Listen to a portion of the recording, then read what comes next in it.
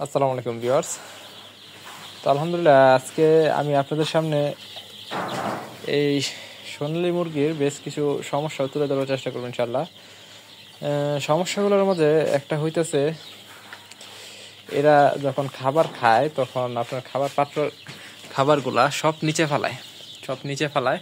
এই জন্য আমি আজকে সকালে খাবার দিছি সময় ইচ্ছা করে আমি এদেরকে মানে খাবারটা পুরোপুরি ভরে দেয় নাই। কারণ হইতেছে এটা কিন্তু প্রচণ্ড খাবার নষ্ট করে। আপনাদের একটু ভালো করে দেখাই। এই দেখেন তুষের নিচে খাদ্যে ভরা, একদম সব পুরা খাদ্য আমার নিচে ফেলায় বিনাশ করে লাগছে। তো আরও একটা সমস্যা, এই দেখেন মেজর সমস্যা যেটা, এটা হলো এই দেখেন 3টা টুনটুনির ভিতরে ঢুকে বসে রয়েছে, এরা বের হইতে পারতেছে না। তো এটা কিন্তু প্রায়ই ঘটতেছে, ব্রয়লারের ক্ষেত্রে কিন্তু এটা খুব কম ঘটে, হঠাৎ 2-1টা ঘটে এরকম। মানে একটু চটপটে স্ট্রং বাচ্চা থাকলে তাহলে দেখা যায় ব্রয়লারের ক্ষেত্রে এরকমটা অনেক সময় হয়। তো এই হইছে 2টা সমস্যা। আর 3 নম্বর সমস্যা এটা হলো এই মুরগিগুলা এরকমভাবে দলা পাকায় শুয়ে থাকে, মানে ফায়ারিং করার মতো অবস্থায় ঠান্ডার কারণে। তো এদের তো মোটামুটি শরীরে ভালোই দেখা যায় পাক হইছে, আপনারা দেখতে পারতেছেন মোটামুটি কিন্তু অনেকটাই পাক হইছে, অনেকটা বড় বড় দেখা যায়, কিন্তু এদের শরীরটা গ্রোথ হয়ে যাচ্ছে না, পাকগুলা গ্রোথ হয়ে যাচ্ছে, যার ফলেও কিন্তু এদের শরীরে ঠান্ডা আছে। আর আরেকটা বিষয় যেটা, এটা হলো এই দেখেন এই মুরগিটা কিভাবে ঘুমাইতেছে। এই মুরগিটা কিন্তু দাঁড়ায় থেকে পুরোপুরি জিম পারতেছে। তো আমরা এটাকে চেক করব এর কোনো সমস্যা আছে কিনা। না, এর কোনো সমস্যা নাই, মোটামুটি আলহামদুলিল্লাহ সুস্থ আছে মুরগিটা। এটা এরকম করতেছে এর শীতের জন্য। তো আমি একটু দেখাই, দেখেন পাকগুলা কতটা বড় হয়েছে মুরগি, দেখছেন আলহামদুলিল্লাহ অনেকটা বড় পাক হয়েছে। আর এগুলা উপর থেকে ছাইড়া দিলে উইরা চইলা যায়, দেখেন কিভাবে উড়াল দিল, দেখেন সুস্থ হয়ে গেছে। তো আলহামদুলিল্লাহ আজকে আমাদের মুরগির বয়স 8 দিন।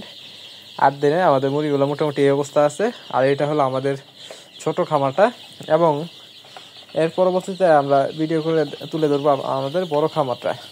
তো আমি এদেরকে কিন্তু সকালে খাদ্য একদমই কম দিছিলাম, কারণটা হচ্ছে নিচে যে আমার খাদ্যগুলো ফালাইছে বা লস করছে এগুলো যাতে তুইলা খায়। তো এটা কিন্তু আসলে কাজে দিছে, তুইলা এখনো খাইতেছে, এরা খাইছে বেশ অনেকগুলো খাদ্যই তুইলা খাইছে। তো এরা কিন্তু প্রচণ্ড পরিমাণে খাদ্য নষ্ট করতেছে এখন।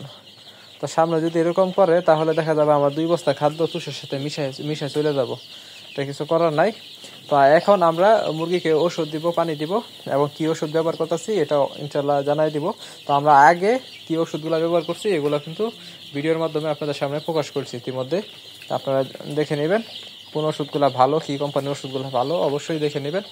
তো আল্লাহর রহমতে আমাদের এই খামারের মুরগিগুলাও সবগুলাই মোটামুটি সুস্থ আছে, কিন্তু সমস্যা একটাই, এই দেখেন এগুলা এইভাবে দলা পাকায় শুয়ে থাকে, এই যে এগুলা এইভাবে দলা পাকায় শুয়ে থাকে,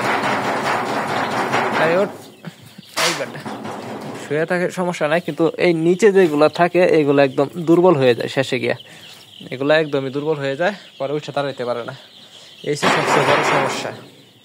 তো এদিক দিয়ে টুকাই দিছি, ওদিক দিয়ে দেখেন সব উঠে দাঁড়ায় গেছে, কিন্তু এই বাবাজিরা উঠেই না, মানে শরীরটা একদম দুর্বল হয়ে গেছে। তো এই বিষয়গুলো আপনাদের অবশ্যই লক্ষ্য রাখতে হবে। একটু ঘন ঘন লাড়াচাড়া করে একটু দৌড় পালানোর চেষ্টা করবেন, দৌড় পারলেও ওদের শরীরটা গরম হবে, এরা এক জায়গায় শুয়ে থাকবে তো শরীর গরম হয় না। তো আলহামদুলিল্লাহ এই ভিডিও এই পর্যন্তই রাখবো। সকলে ভালো থাকবেন, সুস্থ থাকবেন। আসসালামু আলাইকুম।